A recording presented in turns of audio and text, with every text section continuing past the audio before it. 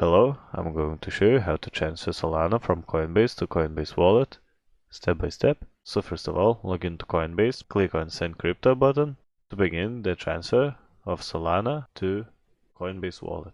On the Send Crypto page, select Solana as your cryptocurrency, enter the amount of Solana you want to transfer of Coinbase to Coinbase Wallet. In the To field, paste your Coinbase Wallet's address, review the transaction details carefully, and make sure you pasted your Coinbase Wallet address in the To field. Click Preview Send to double check all the information is correct. Confirm the transfer by clicking Send Now button.